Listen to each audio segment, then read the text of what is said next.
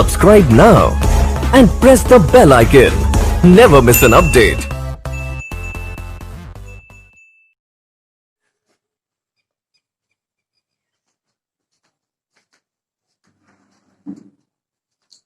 Good morning everyone. आज दिनांक 5 अगस्त 2020 कक्षा 12 रासायनिक विज्ञान के अंतर्गत हमारा जो पाठ चल रहा है वो चल रहा है रासायनिक बलगतिकी।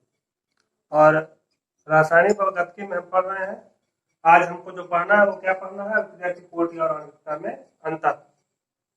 तो देखिए, आपको ध्यान क्या देना है कि हम अभिक्रिया की कोटि और आणविकता आपको दोनों पढ़ा चुके हैं। कोटि और आणविकता दोनों पढ़ा चुके हैं। इसमें क्या करना है, अंतर करना है कि अभिक्रिया और आणविकता और कोटि में क्या अंतर होता है। और ये अंतर कई बार एग्जाम में पूछा जा चुका है। यूपी बोर्ड के बोर्ड एग्जाम में कई बार यह प्रश्न आ चुका है कि अभिक्रिया की आणविकता और कोटि में अंतर स्पष्ट कीजिए। ये काफी इंपॉर्टेंट भी है एग्जाम की दृष्टि से। तो देखिए, यदि हम बात करें अभिक्रिया की कोटि की, तो जब हमने आपको पढ़ाया था तो आपको बताया था कि जो अभिक्रिया की जो कोटि है उसका निर्धारण किसके द्वारा किया जाता है, प्रयोगों द्वारा किया जाता है। जो अभिक्रिया की कोटि होती है वो कैसा मान है, प्रायोगिक मान है। और उस अभिक्रिया की कोटि का निर्धारण हम सिर्फ किसके द्वारा कर सकते हैं, प्रयोगों के द्वारा कर सकते हैं।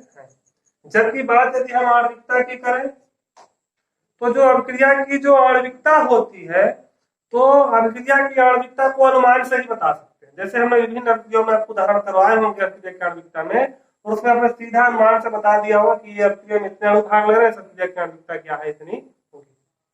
तो यदि हम बात करें कि अभिक्रिया की कोटि की पहला डिफरेंस क्या है, तो पहला डिफरेंस यह है कि इसे प्रयोगों द्वारा निर्धारित किया जाता है। और ये क्या है, इसे सिद्धांतिक मान है। इसे अनुमान से द्वारा ही क्या है बताया जा सकता है। पहला तरीके से अभिक्रिया की कोटि का मान, अभिक्रिया की कोटि का मान प्रयोगों द्वारा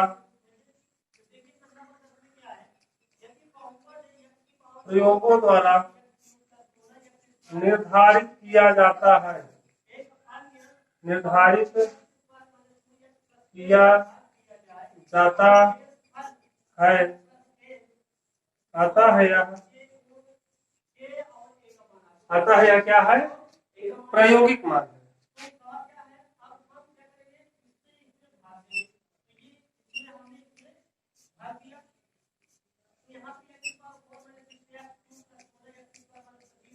अभिक्रिया की कोटि का मान किसके द्वारा निर्धारित होता है, प्रयोगों द्वारा निर्धारित होता है। इसलिए इसे क्या कहते हैं, यह एक क्या है, प्रायोगिक मान है। और यह क्या है, यह एक सैद्धांतिक मान है। इसे हम अनुमान से ही बता सकते हैं। इसे अनुमान से ही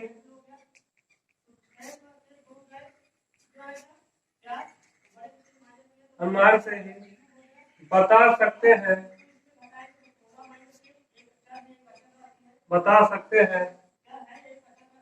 यह सैद्धांतिक मान है।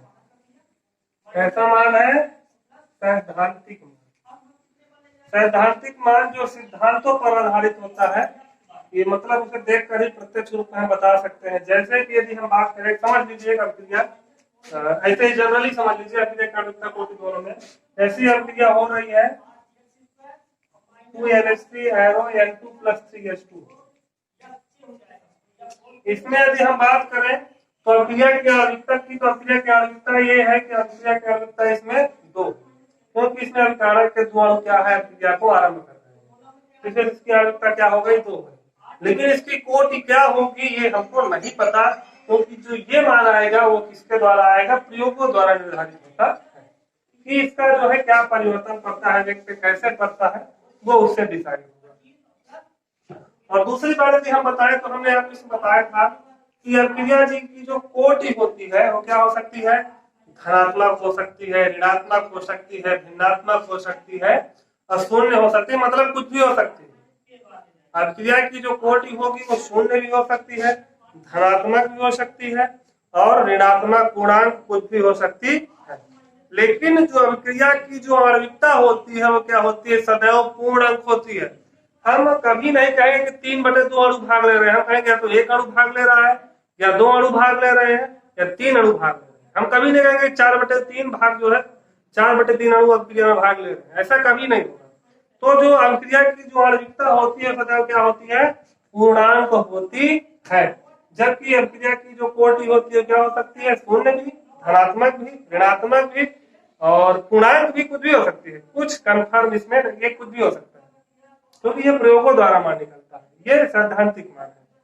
तो अभिक्रिया की जो आणविकता होती है सदैव क्या होती है, पूर्णांक होती है। लेकिन जो अभिक्रिया की जो कोटि होता है क्या होता है, धनात्मक, ऋणात्मक, भिन्नात्मक, शून्य कुछ भी हो सकता है। अभिक्रिया की कोटि, अभिक्रिया की कोटि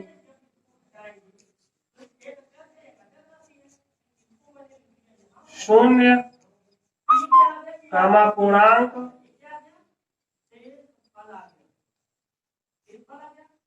कामा धनात्मक, कामा ऋणात्मक,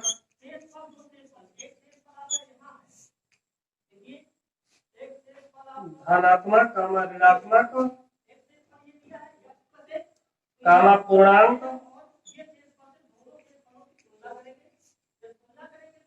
पूर्णांक हो गया, शून्य हो गया, धनात्मक हो गया, ऋणात्मक, भिन्नात्मक, भिन्नात्मक, कुछ भी हो सकती है कहने।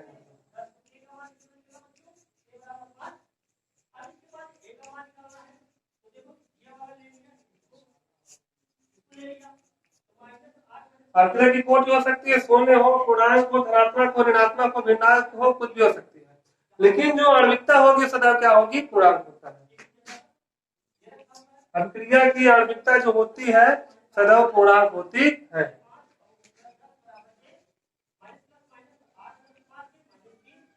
अभिक्रिया की आणविकता सदैव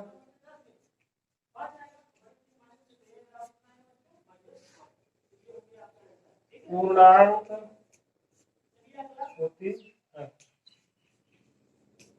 देखिए गणित में यह बताया गया है कि शून्य भी एक क्या है, पूर्णांक है, 0 से इंटीजर। लेकिन यहाँ पे ध्यान देना कि अभिक्रिया की आणविकता पूर्णांक होती है, लेकिन शून्य कभी भी नहीं हो सकती है। हम लिखे जा रहे हैं इसमें, और शून्य कभी भी नहीं हो सकती है।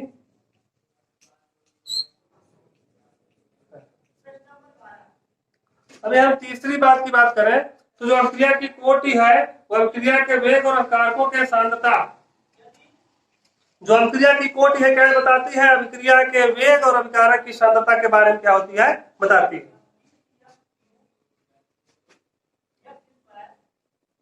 अभिक्रिया की कोटि, अभिक्रिया की कोटि, अभिक्रिया के वेग, अभिक्रिया के वेग और अभिक्रिया के वेग और क्या करती है, कारक की सांद्रता में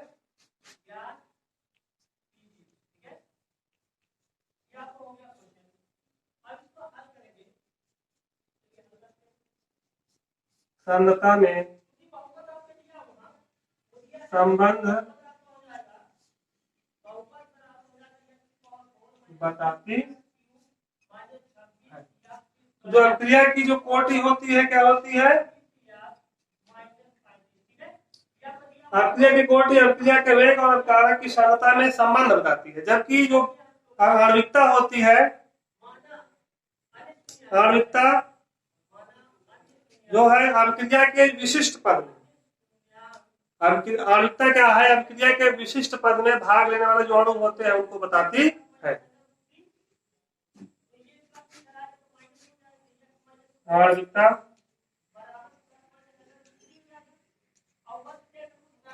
अभिक्रिया के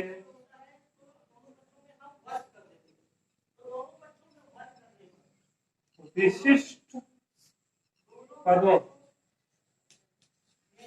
अब आणविकता होती है, क्या होती है? अभिक्रिया के विशिष्ट पदों में भाग लेने वाले अणुओं की संख्या है।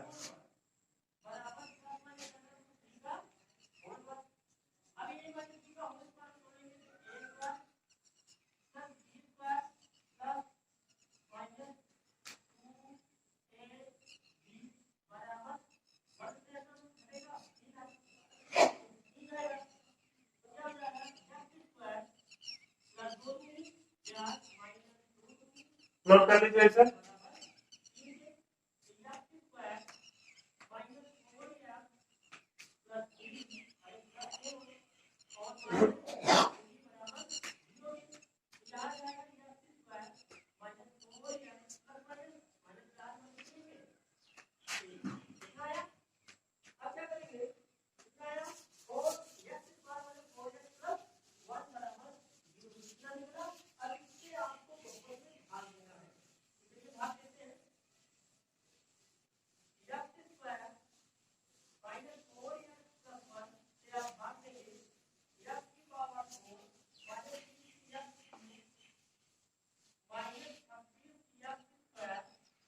अब अगला थोड़ा प्रश्न देखते हैं।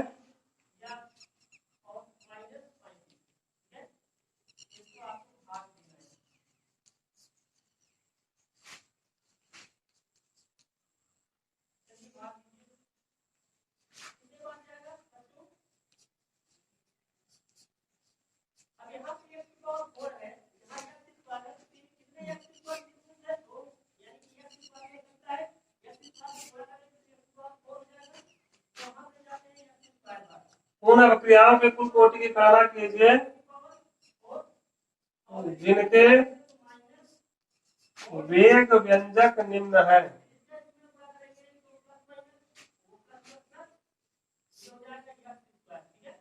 वेग व्यंजक निम्न है। हम कुछ इसमें अभिक्रिया का वेग दिया रहेगा, उससे क्या निर्धारित करना है आपको? अभिक्रिया की कोटि। जैसे पहला है और दूसरा, वेग बराबर के ए की सांद्रता 1/2 और बी की सांद्रता 3/2। दूसरा, वेग बराबर